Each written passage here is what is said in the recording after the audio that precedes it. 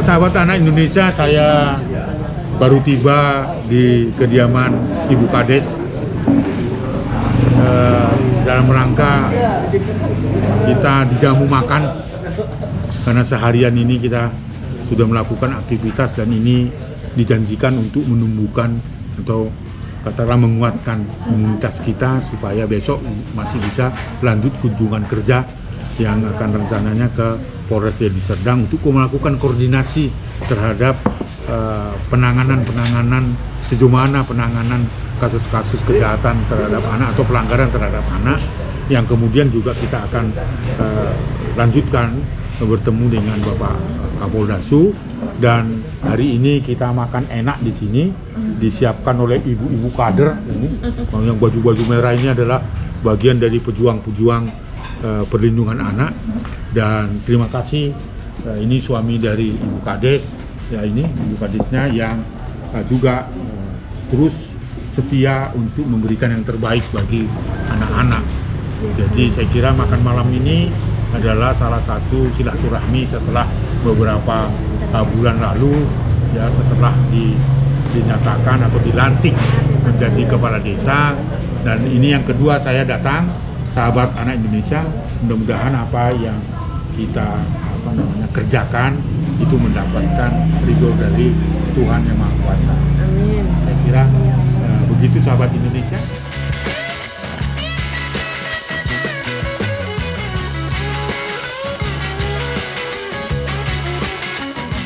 Jadi kehadiran saya kira saya memanfaatkan situasinya ini. Jadi bukan ibu-ibu bapak yang memanfaatkan, tapi ini kesempatan saya untuk menyampaikan bahwa kita harus berkomitmen apapun latar belakang kita, pekerjaan kita, stop kekerasan sekarang juga di lingkungan kita. Itu yang pentingnya, yang pesan moralnya. Karena apa? Kekerasan itu sungguh sungguh menakutkan ya. Karena apa?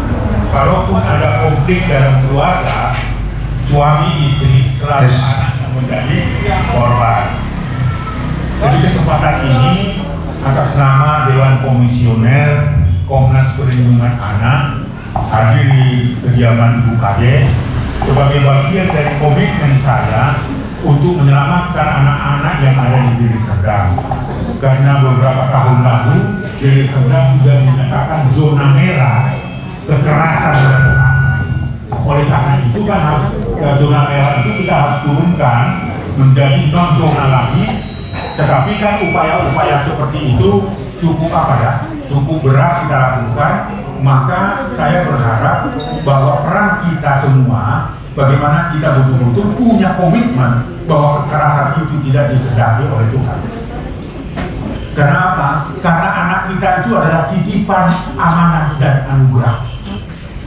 Jadi kalau ada anaknya Ibu Kades yang diperkenalkan kepada saya, anak-anakku yang ada di sini, itu bukan milik kita, tetapi milik Tuhan.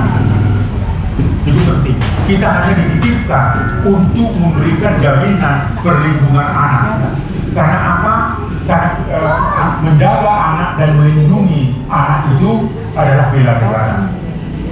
Jadi kalau ibu menyelamatkan anak-anak sebagai generasi penerus dan sebagainya, itu adalah merupakan bela negara. Karena anak-anak kita itu adalah generasi penerus keluarga, bahkan dalam konteks hukum bernegara, anak itu adalah generasi penerus bangsa. Oleh sebab itu, karena anak kita punya hak asasi yang tidak boleh dipisahkan dari tubuhnya, seperti kami tadi mengunjungi, saya kira teman-teman atau ibu-ibu mendengar ada peristiwa di anak 3 tahun itu mengalami kejahatan seksual lalu dibunuh dan dibuang, dan ditemukan itu di daerah desa juga termasuk wilayah Baraklis. Kami datang ke sana dan prosesnya atas desakan kita, sehingga pihak kepolisian itu sudah menindaklanjuti dan sudah ditahan. Ternyata adalah pelakunya orang terdekat tetangga. Oleh sebab itu, dari peristiwa ini saya mengimbau untuk Bapak Ibu supaya hati-hati, walaupun itu tetangga. Bahkan ada pelaku juga orang terdekat, bisa saja bapaknya sendiri, bapak sambung, tulangnya, opungnya, ya toh. Itu harus betul-betul kita waspadai. Boleh waspada, ya. Boleh waspada terhadap apa yang ada di lingkungan kita. Karena apa? Kita bersepakat. Ya ada waktu kapanpun kekerasan itu terjadi. Kan gitu ya Bu ya. Jadi saya kira itu pesan moral kita kepada Bapak Ibu yang hadir di sini, sehingga apa yang kita lakukan nanti itu demi keselamatan anak kita. Itu yang pertama. Yang kedua, ini adalah kunjungan kerja saya ke Deli Serdang itu, mengingat Deli Serdang itu sudah masuk zona merah kekerasan terhadap anak. Karena di mana-mana terjadi kekerasan, baik itu kekerasan fisik maupun kekerasan seksual. Saya sebelum datang ke sini, selain tadi siang kita berkunjung di Payagambar, tadi saya menerima laporan di tempat saya nginap itu, ada 2 anak remaja itu juga mengalami kekerasan seksual oleh orang terdekat. Satu oleh opungnya, satu oleh teman sebayanya lewat Facebook. Oleh karena itu kita harus menjaga, mendidik anak. Kalau ada anak misalnya sudah tidak mau lagi memberikan passwordnya, itu berarti harus dicurigai. Pasti ada apa-apanya di situ. Kalau nggak ada apa-apanya, pasti dia kasih handphone kita tanpa password. Tapi kalau anak kita, mak ini apa ini gitu kan, itu harus dicurigai. Tapi kecurigaan itu jangan berlebihan, tetapi diajak anak-anak kita berdialog. Kenapa ini handphone dikunci? Berarti kalau dikunci berarti ada sesuatu di dalamnya. Itu satu prinsip. Ya.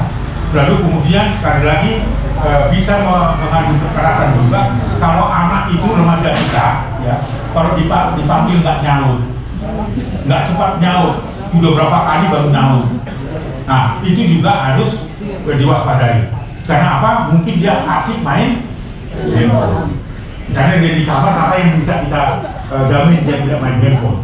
Di kamar dia pakai selimut pun bisa kan? Ketika ibunya panggil, ya kan? Joni atau siapapun namanya, Neti misalnya gitu, sampai beberapa kali nggak nyaut, itu berarti ada itu penting, karena itu bersumber dari kekerasan Bapak Ibu. Karena Deli Serdang itu selain anak yang tadi ya saya menerima pengaduan tadi bersama Pak Junedi, itu adalah lewat Facebook. Bisa bayangkan Bu, hanya kenalan di Facebook, ya ngomongin macam-macam dan seterusnya, tetapi ketika si laki itu menjemput si remaja itu tanpa bawa ke hotel dan sebagainya, tanpa protes, itu artinya ada kelemahan di situ. Betapa berat ya tugas dan fungsi Komnas Perlindungan Anak kalau itu tidak didukung oleh partisipasi kita semua, mulai dari rumah kita. Karena apa? Kekerasan itu bersumber dari rumah kita dan anak menjadi korban. Ya. Ketika anak menjadi korban, maka dia akan mendapatkan atau mencari perlindungan di luar rumah. Nah itulah yang terjadi sekarang ini. Saya dan terus menerus, mudah-mudahan besok juga kita akan bisa bertemu dengan Bapak Bupati untuk mempertanyakan apa yang sudah dilakukan oleh pemerintah, di mana status zona merah kekerasan terhadap anak di Deli Serdang.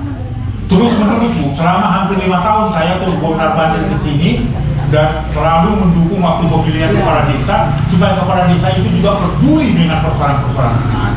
Inilah yang dilakukan oleh Ibu Kades. Janjinya kepada saya bahwa harus memberikan perhatian pada persoalan-persoalan anak dan perempuan. Karena kalau mau maju desa ini, harus dia bebas dari kekerasan. Karena kekerasan itu menakutkan Bapak Ibu, sangat-sangat menakutkan. Kalau itu sudah terjadi, kita tidak bisa menyesal lagi. Oleh sebab itulah, dengan status zona merah untuk Deli Serdang, kita akan minta informasi apa langkah-langkah yang sudah dilakukan oleh pemerintah dengan stakeholdernya. Untuk kawan-kawan saya aktivis perlindungan anak sudah jelas ya, bahwa punya komitmen untuk itu. Bagaimana kita mensosialisasi bahwa rumah tangga kita harus terbebas dari kekerasan. Nah itu penting, sangat penting. Ini pesan moral. Mungkin banyak orang yang punya cita-cita melakukan kekerasan, dia pasti nggak suka dengan apa yang saya omong. Tapi percayalah Bu, demi ya, masa depan anak harus kita berikan yang terbaik bagi anak-anak kita. Saya saja tidak punya hubungan biologis dengan anak-anak bapak dan cucu-cucu ibu-ibu, saya masih peduli dengan itu.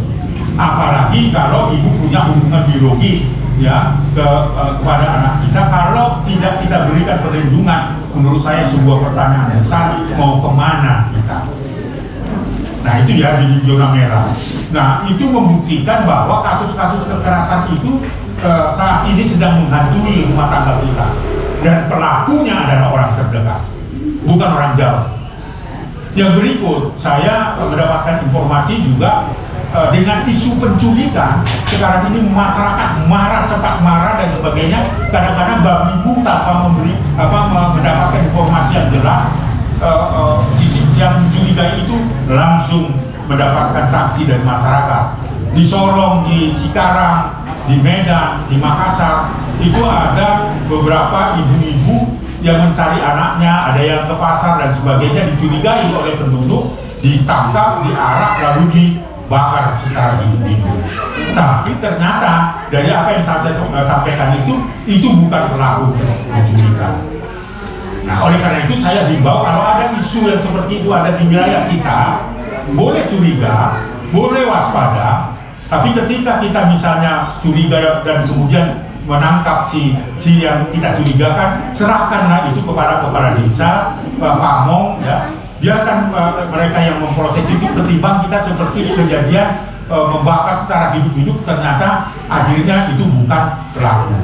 Jadi sekirakan ada Kamtibmas ya bertugas untuk itu. Kalau ada yang dicurigakan lalu lalang dengan isu sekarang, apalagi ini kan diciptakan dalam situasi politik yang tahun ini sampai ke tahun 2024 menciptakan kegalauan masyarakat, itu yang harus kita waspadai. Saya bukan orang politik, ya, saya hanya kalau orang kampung saya ngangon anak gitu ya. Ya Bu ya, ngangon itu kan memelihara atau mengarahkan anak supaya tidak terjerembab ke jurang dan sebagainya. Itulah tugas tanggung jawab yang berat itu. Saya berharap dengan kehadiran saya, apa yang saya bicarakan itu harus menjadi persoalan kita bersama, bukan hanya persoalannya Komnas Perlindungan Anak ya. Jadi jangan ada peristiwa ya itu urusannya Komnas Perlindungan Anak, nggak bisa. Kita tidak mampu menjangkau 279 juta, di mana hampir 89 juta anak di bawah 18 tahun yang membutuhkan perlindungan dari kita semua.